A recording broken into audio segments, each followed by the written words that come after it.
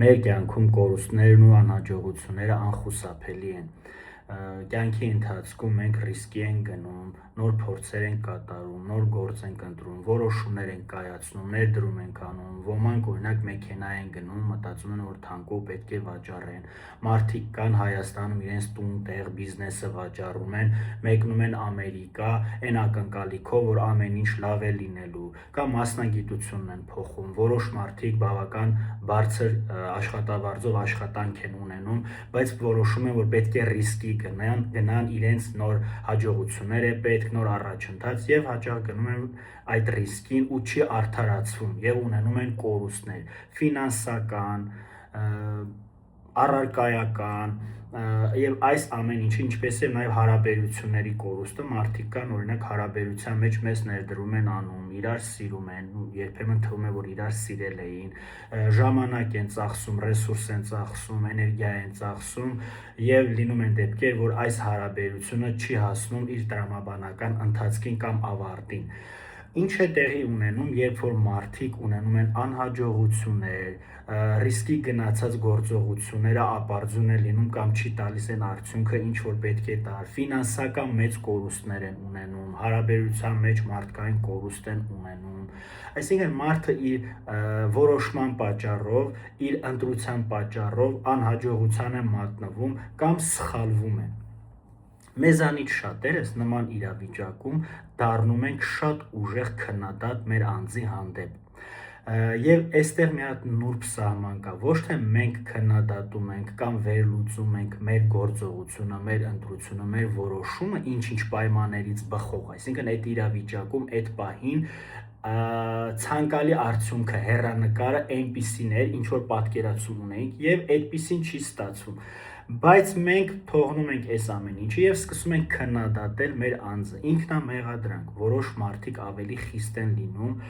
իրենց վնասում են, հարվածում են ձեռքով գլխին, ոտքերին, գլխով կարող են խփել պատին, միշտ չէ, որ այս մարդիկ ունեն ինչ որ պաթոլոգիկ խնդիրներ, պրոստը որոշ մարդկանց դեպքում այս կորուստը դառնում է անընդունելի, առավել եւս այն մարդիկ, ովքեր որ նախկինում ավելի հաճախ են ունեցել կորուստներ, բարեկամի կորուստ, հարազատի կորուստ, ֆինանսական կորուստ, աշխատանք, զուգընկեր, հարաբերություններ, այն տարիների, նախորդ տարիների կուտակված փորձառությունները կորուստների հետ կապված, կարծես այս նոր փորձառությունից, այս նոր սխալից թարմանում է, այսինքն նոր իրավիճակը դառնում է trigger, spuskovой крючок, խթան, որպեսզի մարդու մոտ այն հին մոռացության տրված, անտեսված, զսպված էմոցիաները վերականգնեն։ Հարգելիներս, նման իրավիճակում մեր որոշ մարդիկ կամ մեծամասնությունը կախված թե այս մարդը իր կորուստը ինչքանով է գնահատում, ինչպես է գնահատում, որտեղ ամեն մարդիկ տարբեր են գնահատում, մարդ կարող է լինել, որ իր ականջակալը ենթադրենք նվիրել է իրեն շատ հարազատ մարդ, իր համար ոչ թե ականջակալը ունի այն 200,000 կամ 100,000 դրամ արժողությունը, այլ այստեղ հուզական արժեք ասածը կա, հոգեբանական արժեք ասածը կա, այսինքն թանկարժեք էր այս երևույթը, այս առարկան կամ այն մարդը, ումը որ կորցրել է։ Եվ մարդը առավել եւս նման իրավիճակում, որտեղ կորուստի դեպքում մենք բնականաբար կորուստի փուլեր ենք անցնում, այդ 5 փուլն ենք անցնում, ինչպես եւ առողջական խնդիրների դեպքում կորուստների դա եւս ընկալվում է որպես կորուստ, այսինքն առողջության կորուստ է, ֆիզիկականից հետ ինչ որ բան գնաց, անդառնալի է լինելու եւ առաջին հերթին կարող է լինել ագրեսիա, զայրույթ, մերժում, հերքում, չի կարող պատահել, այսպես չպետք է լիներ, ես սենց չէի պլանավորել, հետո կարող է լինել դեպրեսիա, ապաթիա, մարդը սկսում է տխրել, մեկուսանալ, ինքնամեղադրանքը ամենաբարդ թեմաներից մեկը մարդու հետ կապված, երբ որ մարդը սկսում է ինքը իրեն քննադատել, ինքը իրեն մեղադրել, ինքը իրեն պիտակավորել, հաճախ այսպիսի բառեր արտահայտում, ես հիմար էի, ես անգրագետ էի, ես դեբիլ էի, ում խելքով, ում հույսով եմ նման բաներ կատարել։ Կան մարդիկ, ովքեր որ ավելի հավատքով լեցուն են, երբեմն իրենց մեջ պատկերացնում են այսպես ասած գցում բռնում են, որ Աստված իրանց հետ է։ Եթե այս միտքը իմ մոտ ծագել է, ուրեմն հաջողություն եմ ունենալու։ Հաճախ նման իրավիճակներում, երբ որ մարդը գերակնկալիք ունի կամ սպասելիքը շատ մեծ է ու իր կյանքի վրա շրջադարձային փոփոխություն է ունենալու, նա կարող է լինել շատ ոգևորված կամ էյֆորիկ վիճակում։ Այս իրավիճակում մարդու քննադատական մտածողությունը adekvat կամ սթափ չէ, իրավիճակին համարժեք չի լինում։ Այսինքն նա ռիսկերը, կորուստների հավանական տարբերակները, խանգարող հանգամանքները հաշվի չի առնում։ Նա միայն մտածում է, որ լավ է լինելու, այսինչ բանը անում են, օրինակ կան եղել են մարդիկ, որ իրենց տունը վաճառել են, ներդրում են արել ինչ-որ բիզնեսի մեջ կամ ներդրում են արել ինչ-որ շահավետ գործարքի մեջ, այն ակնկալիքով, որ այդ տան ներդրած գումարը կրկնապատկվելու է, քառապատկվելու է, շատանալու է կամ մի քանի անգամ ավելանալու է։ Եվ անհաջողության դեպքում, երբ որ արդեն մարդը սառը ցնցուղ է ընդունում, այսինքն կորուստից հետո մարդը սառը ցնցուղի է ենթարկվում, նա արդեն իր քննադատական մտածողությունը այս պարագայում եւս դառնում է ոչ adekvat։ Մարդը ուժեղ հուզական բռնկուն վիճակում իր անձի հանդեպ դառնում է անարդար քննադատ, այսինքն սթափ չի քննադատում իրավիճակը։ Այստեղ կարող է գիտեք ինչը օգնել, որ ոչ թե էական է, թե ում հետ էր այս գործարքը կամ ինչ անվանում ուներ, այլ այս ամենի վերջնարդյունքը այն է, որ մարդը բոլոր էմոցիաները ապրելուց հետո գալիս է ընդունման, իսկ քանի դեռ մարդը չի եկել ընդունման, նրա մոտ առաջանալու են բարդություններ, դժվարություններ։ Նման իրավիճակում մարդը հուսալի մարդու աջակցության կարիք ունի։ Օրինակ մարդը երբ որ դժվարությունների մեջ է ընկնում, ամենաառաջին օգնության կանչը որ հոգեկանը ունենում է, դա մայրիկի գիրկը գնալն է, այն էմբրիոնի դիրքով որ պարկում է կողքի վրա, անկողնում, բազմոցին կամ բազկաթոռին սենց կուչ եկած կծկված, սա կոչվում է ռեգրեսիա, հետընթաց դեպի էմբրիոնի դիրք, որտեղ որ ամենաապահովն է եղել։ Այսինքն կորուստը մարդուն բերում է մի հոգեվիճակի, որ մարդը իրեն խոցելի է զգում, անպաշտպան, աշխարհը կարծես դառնում է անարդար միտեղ, խաբված, այլ չասեմ, որ իրանից գումար են շորթել, այսինքն ստել են, մանիպուլյացրել են, ասել են, որ ներդրում են կանում, մեծ ակնկալիք է լինելու եւ այլ, մարդը իրեն բացի որ օգտագործված է զգում, անգրագետ, ռիսկերը հաշվի չի առել, քննադատական է, խիստ է իր հանդեպ, տրամադրության անկում է ունենում, դեպրեսիվ ֆոն կարող է սկսել, ապացիկ վիճակում է լինում։ Այս բոլոր էմոցիաների ազդեցության վրա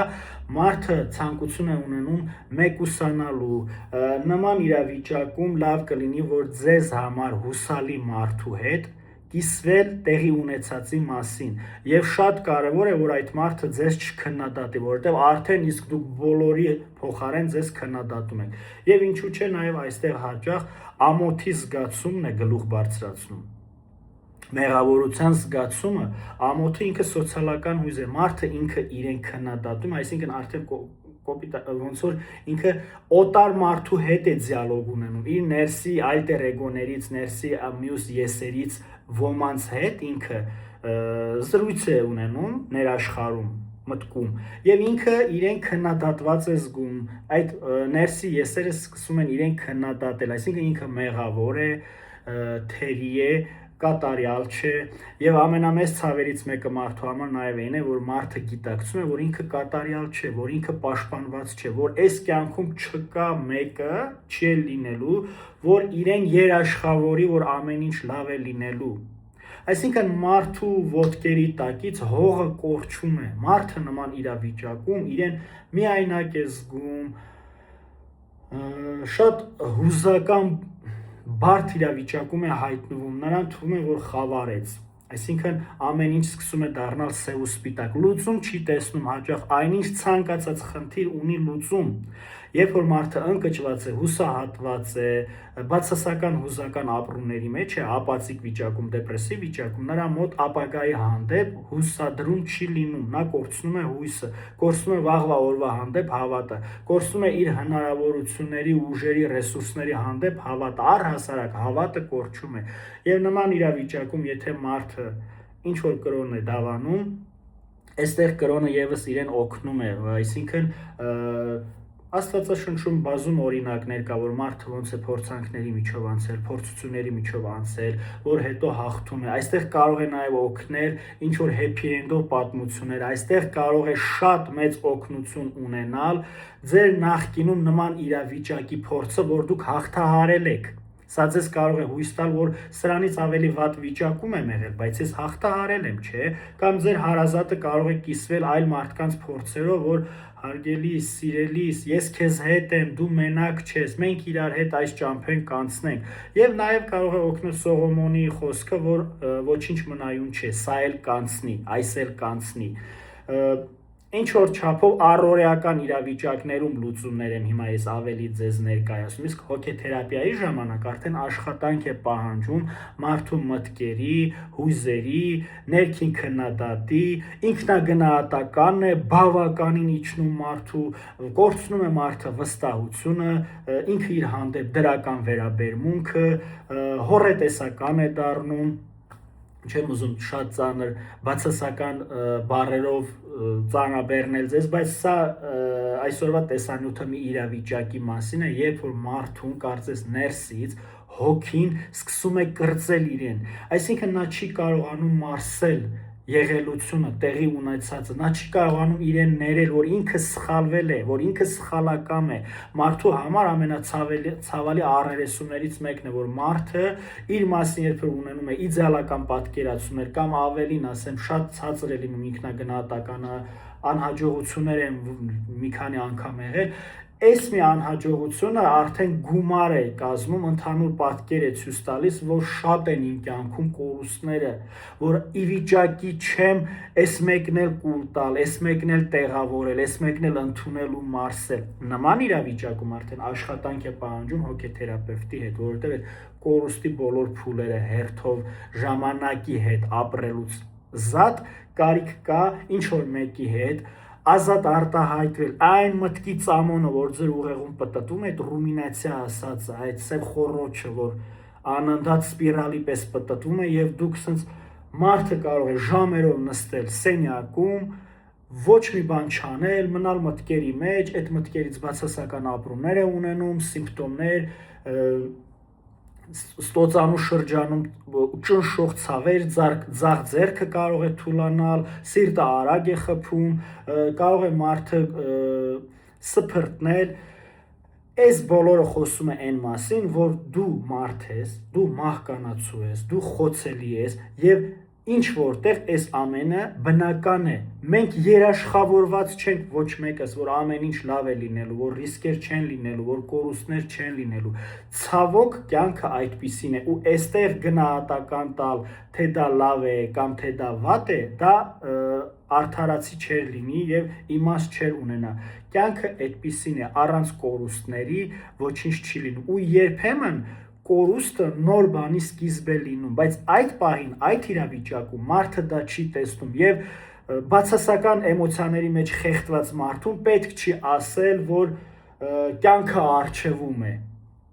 Սա իր համար սառը ցնցող է լինելու, սրանով դուք չեք օգնելու նրան։ Երբեմն ուղղակի պետք է լուր լինել այդ մարդու մոտ, ձեռքը բռնել կամ գրկել, կամ արդեն հասկանալ նրա սիրո լեզուն կամ հարաբերակցման շփման կոնտեքստում իր համար ամենահարմար տարբերակը որն է, ներկա լինելը, գրկելը, բառեր ասելը, ապահովություն տալը, հետը ժամանակ անցկացնելը, թե որը։ Այսքանը սիրելիներս, եթե մնացին հարցեր, խնդրեմ կարող եք ուղղել։ Լավ օր ձեզ։